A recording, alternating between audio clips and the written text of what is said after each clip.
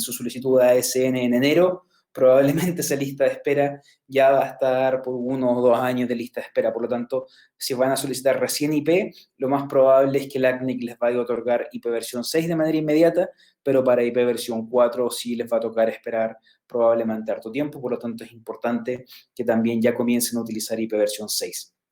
Una breve información sobre quién les habla, ya algunos que lo vieron en la mañana, voy a pasarlo muy rápido.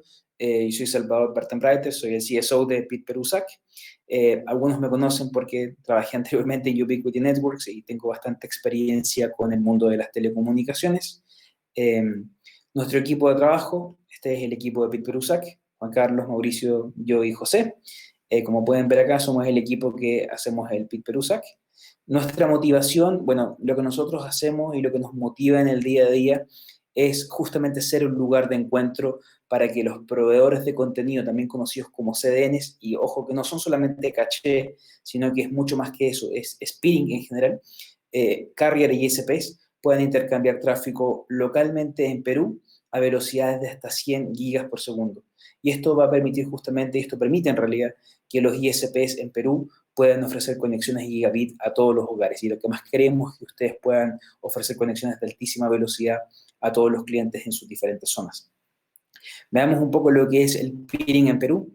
Hoy en día este es el ecosistema de peering que se encuentra en Perú. Como pueden ver, hay bastantes proveedores de contenido y también hay bastantes ISPs que ya se han integrado a esta comunidad. Estamos muy contentos, hemos logrado crecer bastante. De hecho, les voy a mostrar algunos datos.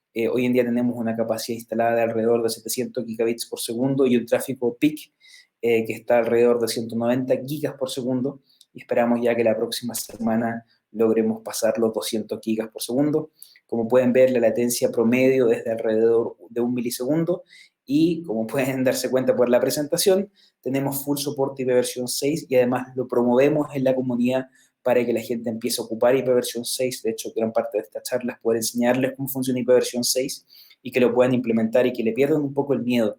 Yo me he dado cuenta que mucha gente, aunque haya recibido prefijos de parte del ACNIC, aún tienen bastante miedo, no se atreven a ocuparlo y lo que queremos hacer justamente es que puedan atreverse y puedan ya dar el salto. Bueno, conectarse al PIT Perú, para aquellos que no lo sepan, es bastante sencillo. Antes de mostrar lo que es el PIT Perú, les quiero mostrar lo que es la vida de un ISP sin estar conectado al punto de intercambio de tráfico. En este caso, tienen una única conexión a Internet, que se llama IP Tránsito, por si acaso, quizá algunos lo conocen como líneas dedicadas o lo conocen como el Internet de mi proveedor. Básicamente es el IP Transit, con lo cual ustedes tienen que pagar por cada megabit por segundo y es bastante costoso.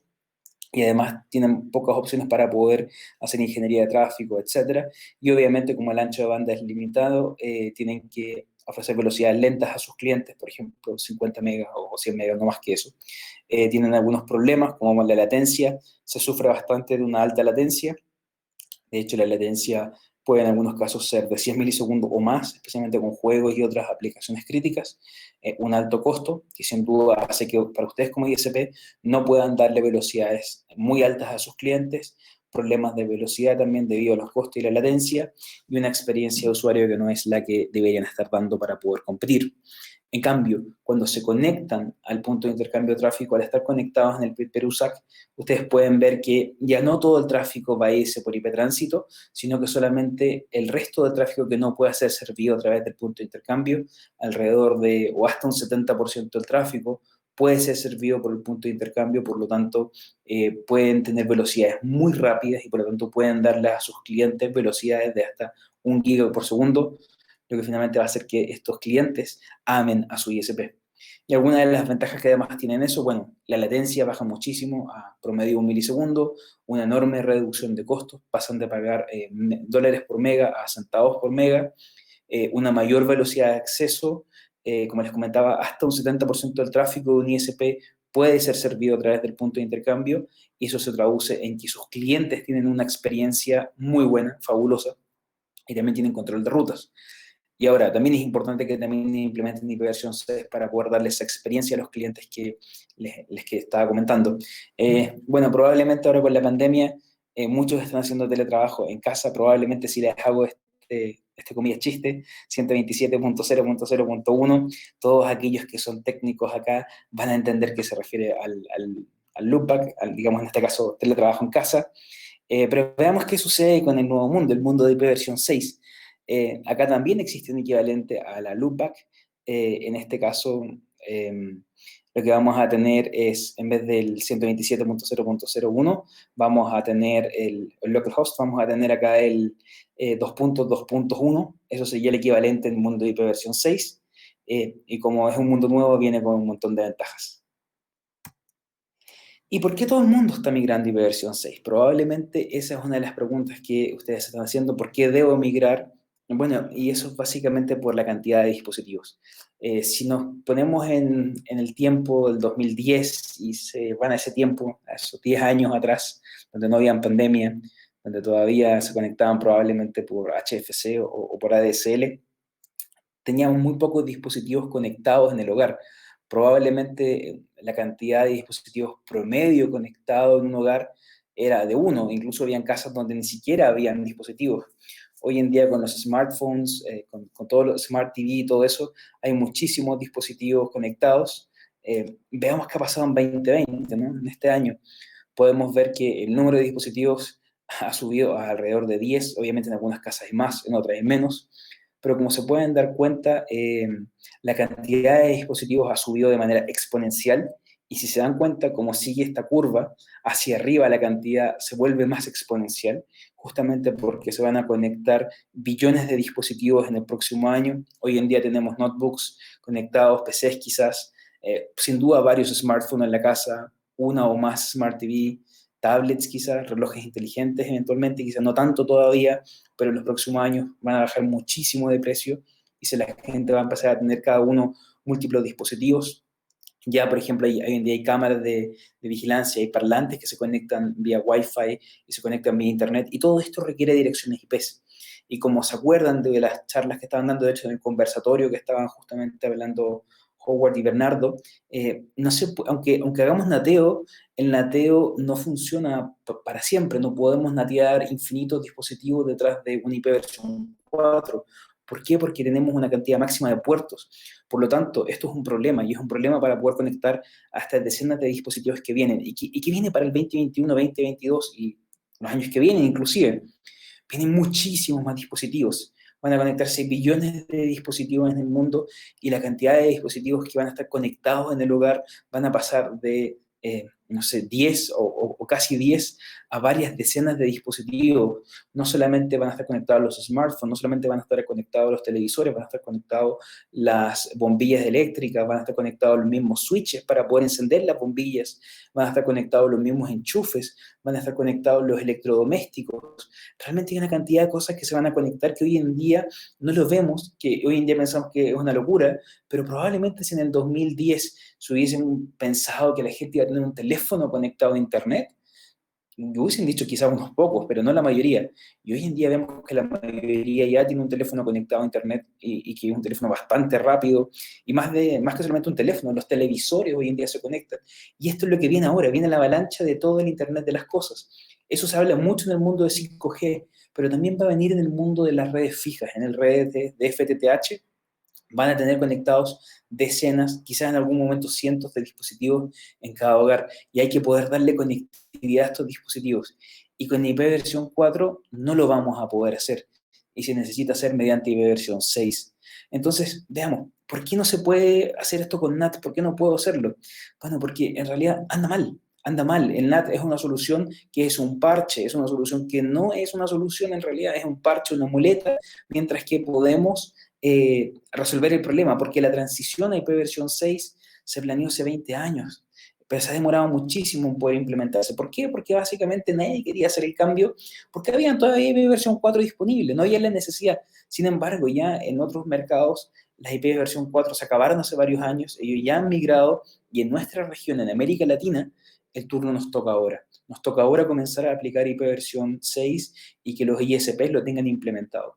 Porque como pueden ver, los usuarios sufren cuando están detrás de un NAT, especialmente los usuarios que juegan deben conocer esto, el dolor que es cuando ven que tienen problemas para jugar, ni hablemos de cuando queremos hacer por forwarding, cuando estamos haciendo este nateo sobre nateo, o el famoso NAT 444, que es el que la mayoría de ISPs hacen, que es tomar un par de IPs públicas, luego hacer un carrier grade NAT o equivalente, y luego volver a natear en el dispositivo del cliente final, eso básicamente rompe toda la conectividad extremo del mundo IP. Y eso es un problema que por eso fallan servicios como la PlayStation Network o Xbox u otros.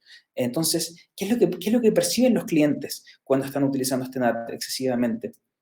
Los clientes piensan esto del ISP. Están enojados, no le están dando bien y quieren realmente soluciones. Y acá la solución es ocupar ipv 6.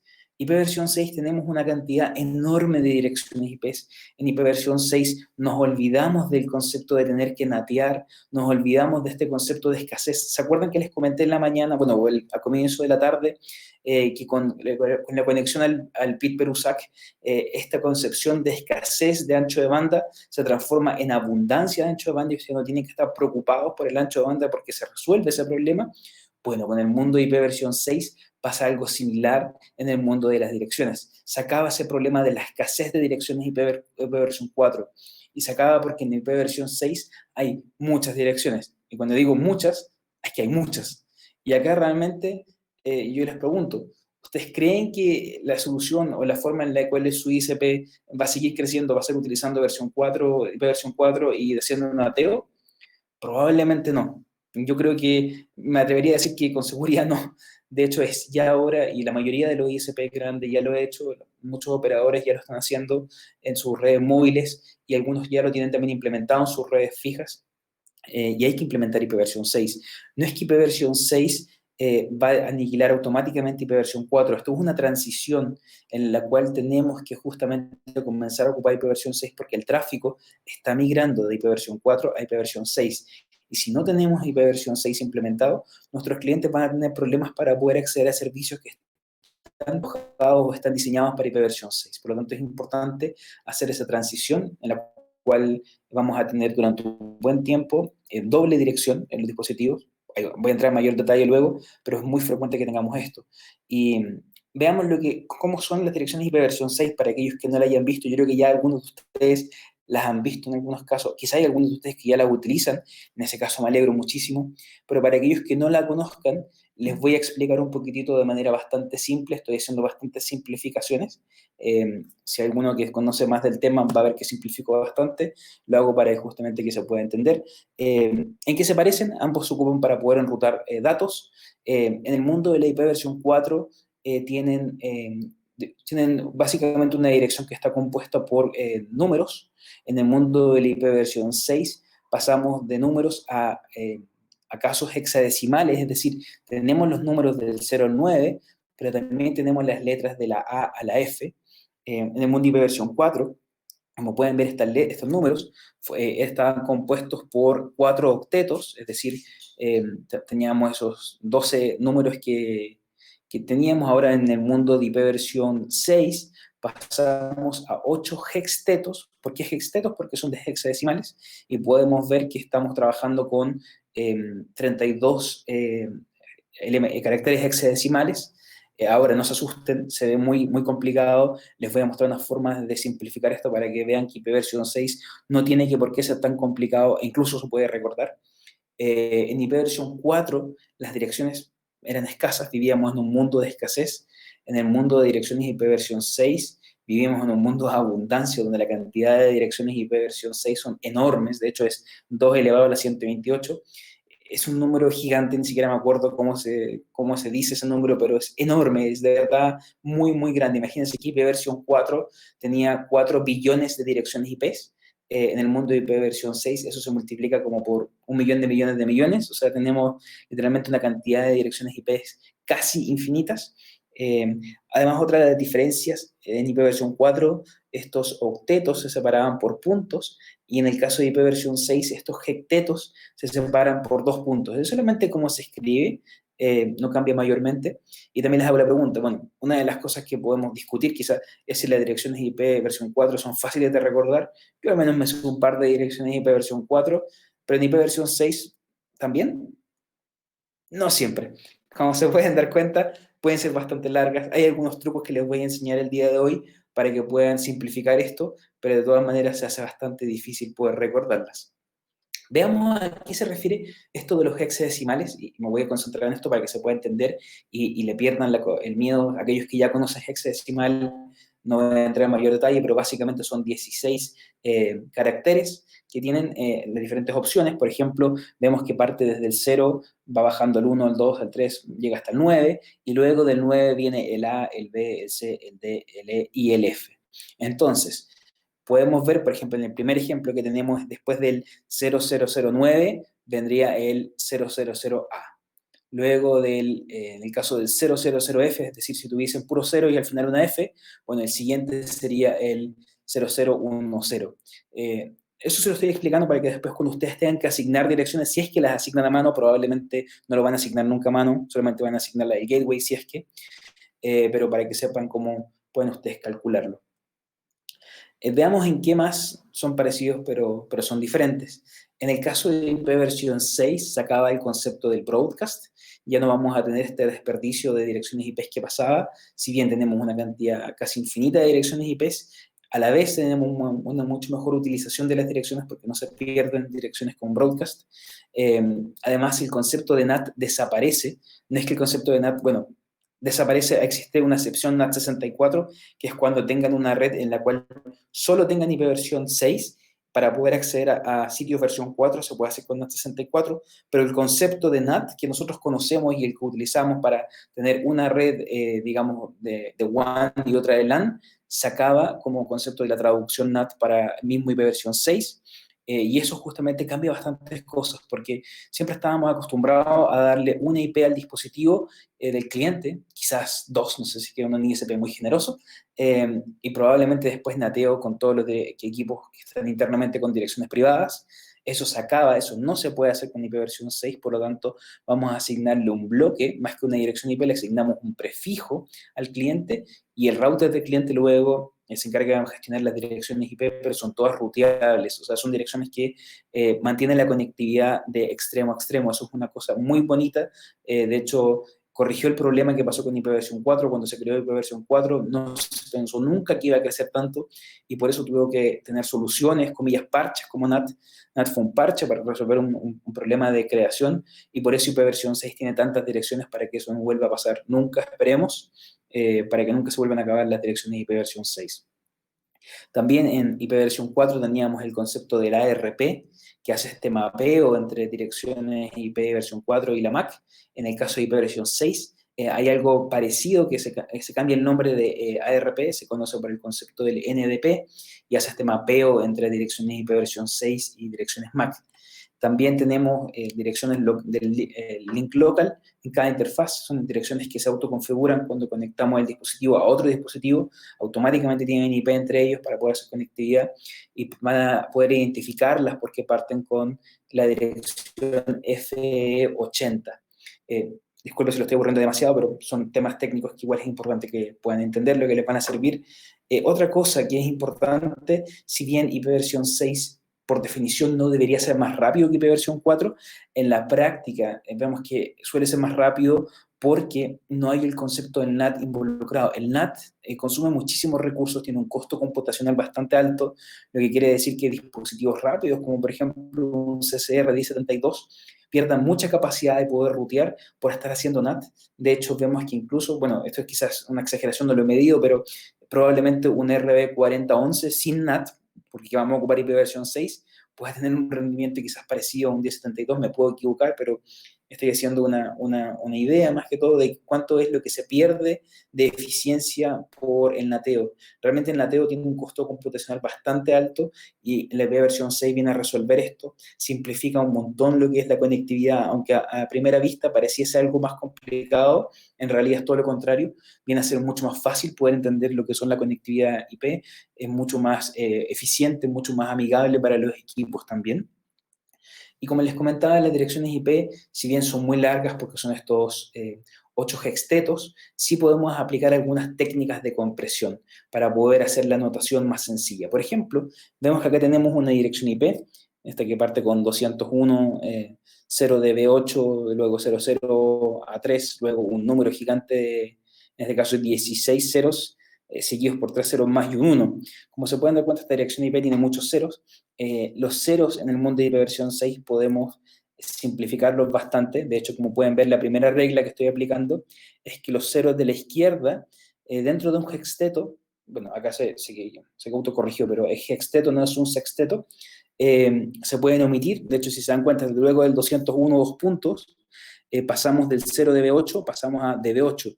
Lo mismo en el siguiente hexteto, de 00 a 3, pasamos a A3, es decir, los ceros, y lo mismo en el último hexteto, el 001 pasa a, en este caso, a 1 directamente. Se pueden omitir los ceros de la izquierda. Y además vemos que cuando tenemos una instancia de ceros continuos, pueden ser reemplazados por dos puntos. Es decir, después de la A3, si se dan cuenta, tengo 4 hextetos de ceros. Esto los puedo resumir con dos puntos, dos puntos. Cuando hago dos puntos, quiere decirle al sistema, rellénalo con ceros. Y con eso puedo pasar de una dirección que era bastante larga a algo que todavía no se ve bonito, no vamos a decir, pero que es bastante más manejable y bastante más fácil de poder recordar si es que fuese necesario. Ahora, veamos cuántas son las direcciones IP que nos entregan. Cuando ustedes van al LACNIC y LACNIC les va a otorgar, el prefijo que les va a otorgar va a ser siempre un slash 32. Cuando les otorga ese slash 32, ¿cuántas direcciones IP les otorga? ¿Y qué hago con esto? Bueno, si por ejemplo vemos este ejemplo, el 2001 0DB8, slash, dos puntos, slash 32, ¿qué quiere decir eso? ¿Cuántas direcciones IP son? Son más de 18 octillones de direcciones IP versión 6 que son ahora de ustedes. Por eso les comentaba que pasamos de un concepto de escasez de direcciones IP a un concepto de abundancia. Y como pueden ver, hay muchos ceros después de la dirección IP. Tienen millones de millones para poder entregarle a sus clientes. Y es por eso que también salimos de este concepto de entregarle una dirección IP al cliente y se le entrega, en cambio, un prefijo slash 64, que son millones de direcciones IP. Sí, son millones de direcciones IP, pero justamente para que el cliente nunca tenga problemas, porque si se acaban las IP versión 6, no hay un concepto como el NAT para poder resolverlo. Por eso se aplica un prefijo tan comillas grande, pero si se dan cuenta, versus lo que nos entregan, es nada, literalmente es nada. Y este prefijo slash 32, como pueden ver, parte desde esa dirección, la 2001 0DB8, con puros ceros al final, hasta la 2001 0DB8 con puras F al final. Son muchísimas direcciones IP, como pueden ver, 18 octillones es un número que es difícil de manejar y es difícil de procesar y es difícil de trabajar. Por lo tanto, ¿cómo trabajamos semejantes cantidades de números? Bueno, se hace justamente todo en base a prefijos. Y acá podemos ver que lo que me otorga LACNIC, un slash 32, corresponde a las siguientes posibilidades. Corresponde a potencialmente tener 4 billones de bloques IP versión, bloques slash 64, es decir, los que le otorga a los clientes residenciales. Un slash 32 me da LACNIC puede también equivaler a 16 millones de bloques IP versión 6 slash 56 o a 65.536 bloques slash 48. Todos son bloques enormes y probablemente lo que van a hacer es a los nodos asignarle un slash 48 y luego a los clientes empresariales les van a asignar un slash 56 para que ellos puedan hacer subnateo, o sea, pueden tener prefijos diferentes, y a los clientes residenciales les vamos a otorgar un slash 64. Acá no se otorga slash más pequeño, si bien tenemos hasta el 128, no se otorgan. ¿Por qué? Luego vamos a ver por qué, cómo funciona este mecanismo, pero lo mínimo que se le entrega a un cliente, a un router de un cliente, va a ser mínimo un slash 64, que son muchas direcciones IP, son muchas, pero versus las que tenemos, como se pueden dar cuenta, no es nada. En comparación de mecanismos, no voy a entrar mucho en esto porque es súper técnico, pero como se dan cuenta, la IP versión 6 no es algo nuevo, fue algo que fue desarrollado en el año 1999, es decir, en el siglo pasado, en el milenio pasado fue desarrollado, pero la adopción demoró mucho tiempo hasta que llegó el momento en que ya no nos queda otra opción que hacer el cambio por la fuerza, comillas, ¿no? Tuvimos harto tiempo para hacerlo, pero como sociedad nos demoramos. Y veamos de qué se compone una dirección IP versión 6. Probablemente ustedes dicen, ok, qué complicado puede ser esto. Bueno, no es tan complicado, y les voy a mostrar ahora por qué no es tan complicado. Acá tenemos una dirección IP que bien se puede ver bien compleja. Acá también, en general uno no se aprende las direcciones IPs. En general uno simplemente le pone un nick, un name, como un identificador, y uno la conoce por un cierto nombre luego en los equipos en sí. Pero por ejemplo acá vemos que cuando hablamos de un /64, es decir, lo que le otorgamos al cliente final en su router, los primeros 4 hextetos van a ser su identificador de red. Eso pueden ver que es lo que dice hasta donde está café, 1, 2, 3, 4. Hasta ahí va a ser la red, un /64. Si, por ejemplo, fuese un /32, serían los primeros 2 hextetos. Y luego vemos que de este /64, luego del 1, 2, 3, 4, van a venir otros 4 hextetos, que esos 4 hextetos van a ser la identificación del dispositivo. Entonces pueden ver que esta dirección IP se compone de la dirección de la red, y que básicamente llega hasta un router, y luego de eso tenemos la dirección, el resto de la dirección que básicamente identifica al usuario, ¿no? Identifica el dispositivo. Y esto se puede asignar de 2 maneras básicamente. De hecho, en el protocolo cómo funciona es que el dispositivo le pide la red al router, el router le va a pasar la red, y luego de eso el equipo se autoconfigura una dirección IP dentro de esa red, y lo puede hacer mediante 2 formas. Una es con EUI64, que básicamente es una vinculación entre la MAC y esta interfaz ID, y otras mediante el RFC 7217, que lo hace de manera aleatoria, ¿no? Porque si lo hacemos con EUI64 es muy fácil poder identificar el dispositivo, porque podríamos ver que independiente de dónde se mueva, podríamos ver que solamente cambiarían los primeros 4 hextetos, pero luego de eso serían el resto de las direcciones lo mismo. Por eso justamente se utiliza más el RFC 7217, pero esto lo decide el dispositivo, no lo decide el router.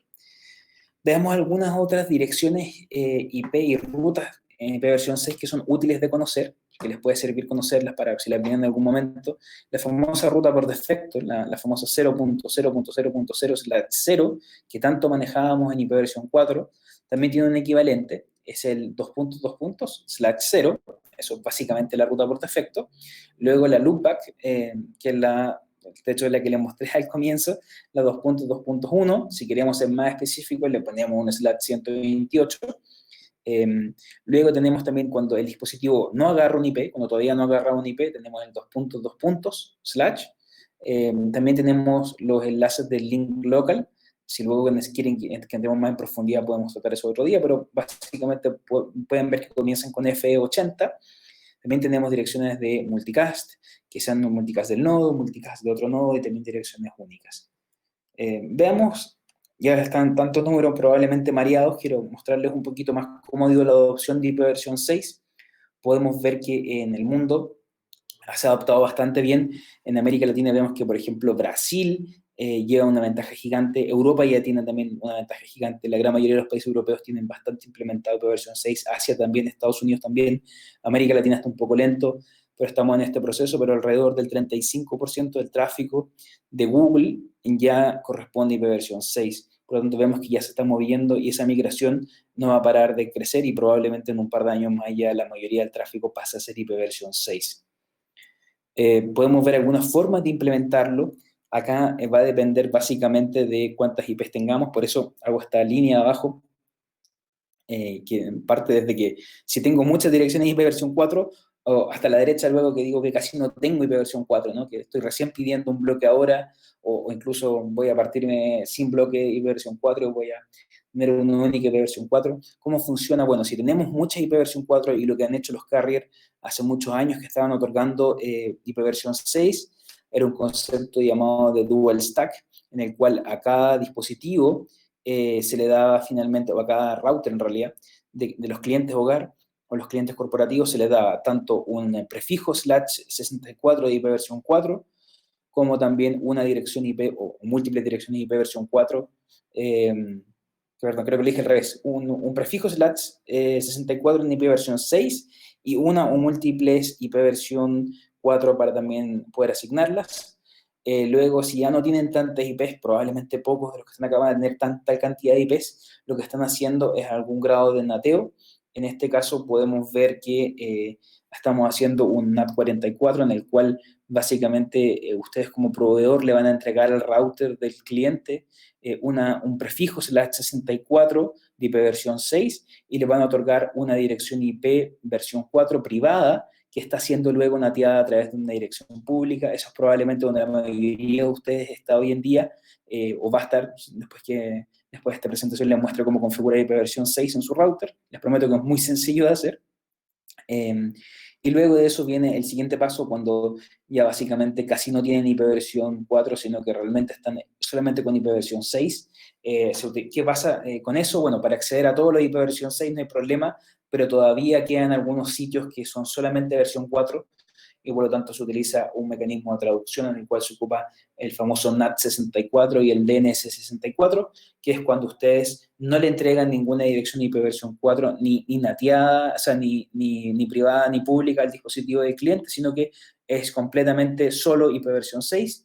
A nivel de router se utiliza luego un carrier grade NAT de NAT64 y también de DNS64, porque una cosa importante de conocer y de entender es que las direcciones IP versión 4 no hablan con las direcciones IP versión 6. Son básicamente dos idiomas distintos, como que yo hablo inglés y el otro habla español. O sea, no se pueden comunicar. Ahora, ¿cómo se pueden comunicar entre ellos? Bueno, mediante traducciones, mediante NATs. Y estos NATs justamente ayudan a que, por ejemplo, si tengo un dispositivo con IP versión 6 solamente y quiero acceder a un sitio web que solamente soporta IP versión 4, lo pueden hacer a través de un NAT 64.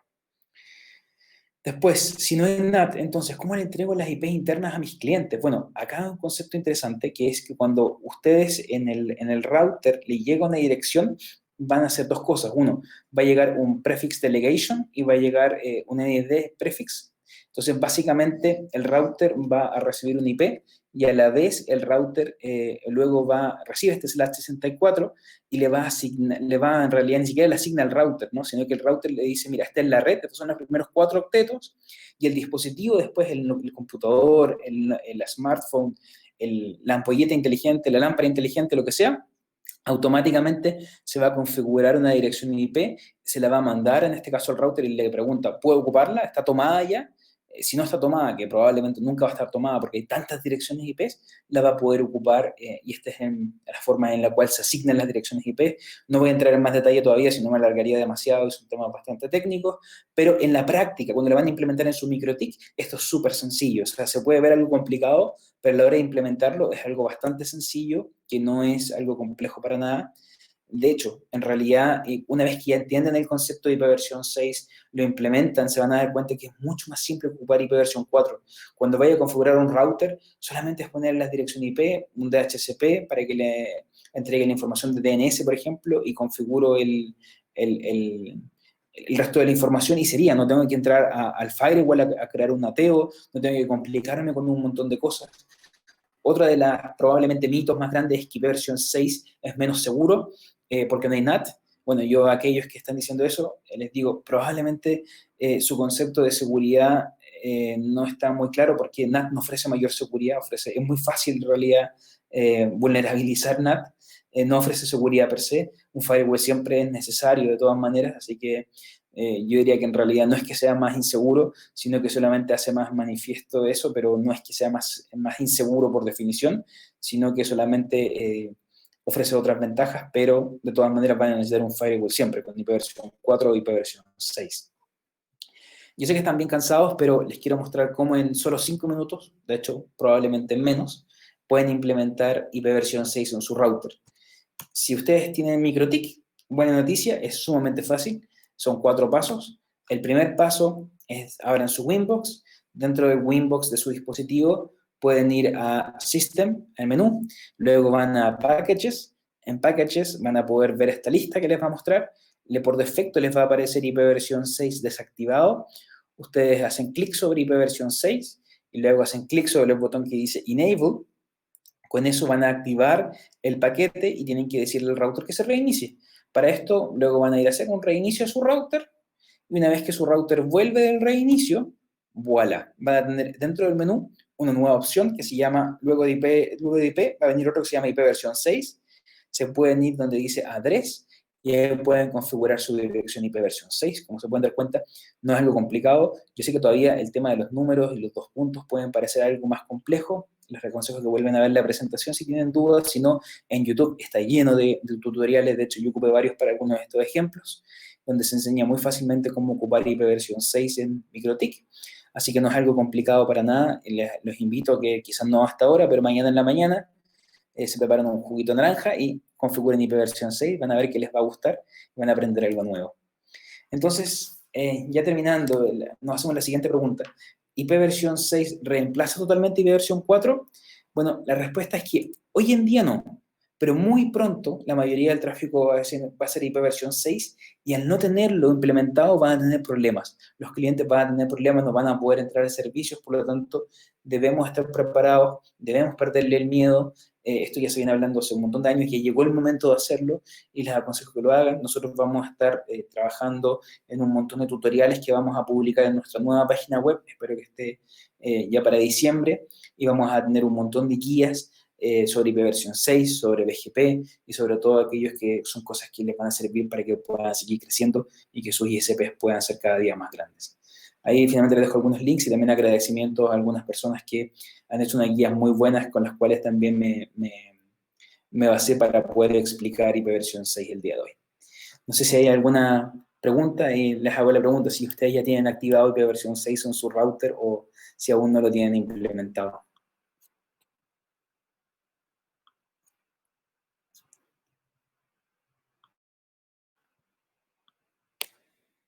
Creo que ahí están con video. Bueno, ahí veo algunas preguntas. Veo algunas preguntas. Creo que, no sé si hay alguien más para hablar. Creo que bueno, los voy a empezar a leer. Eh, a ver. También hay contenido IPTV en IPTV versión 4, yo creo que es IP versión 6, seguro. Seguro. Netflix también lo tiene. YouTube soporta IP versión 6. YouTube soporta IP versión 6. Facebook soporta IP versión 6. Casi todas las CDN soportan IP versión 6. De hecho, probablemente en su celular tienen solamente IP versión 6 y no se han dado cuenta quizá. Pero ya hoy en día muchos usuarios solamente navegan con IP versión 6. Vemos algunas preguntas. Déjeme buscar. Octillones. No puede haber ataques. Bueno, de hecho los ataques se vuelven un poquito más complicados porque piensan que para poder encontrar qué dirección atacar, no es tan fácil como mandar una dirección. Piensan que luego de la red ya no hay una IP. Tenemos 4 billones de direcciones IP por cada cliente residencial, es decir, que los vayan a atacar es más difícil. Además que, como menciona Eduardo, IP versión 6 trae incorporado IPsec de manera nativa, es decir, ofrece seguridad de extremo a extremo, es una de las ventajas bastante buenas. ¿A quién le puedo pedir IP versión 6? Hay muchas formas. Si tú eres un ISP, probablemente que se lo tienes que pedir es a LACNIC. LACNIC te puede otorgar un prefijo /32 para que luego tú puedas darle a tus clientes. Si tú eres en cambio un cliente residencial o un cliente corporativo, también puedes pedirle IP versión 6 a tu proveedor de internet. Tu ISP probablemente tiene IP versión 6, quizá no lo ha activado todavía, pero seguro tiene un bloque asignado por LACNIC. Si no lo tiene activado, es cosa de activarlo solamente. Bien, si no tienes, si tu proveedor de IP de tránsito no soporta IP versión 6, que sería bastante raro hoy en día, pueden ocupar alternativas, hay túneles también disponibles con los cuales ustedes pueden montar IP versión 6 sobre IP versión 4. Esto se puede hacer. Y si quiero practicar, ¿a quién le puedo solicitar? Bueno, si quieres practicar, Alexis Salgado, te aconsejo que puedes partir hoy día mismo, revisando si tu ISP te puede otorgar una IP versión 6, si no, un túnel, he.net, Hurricane Electric, ellos tienen un servicio de túnel que te pueden dar un LAT 64 gratis, lo puedes montar en tu casa, sobre tu MikroTik lo puedes montar y puedes ocupar. Hay una pregunta de Edwin Olortegui, dice, si nuestro proveedor no asigna IP versión 4 pública, ¿podemos comenzar a hacer nuestra red con IP versión 6? ¿O sería necesario que nuestro proveedor comience? Bueno, acá dos cosas. O sea,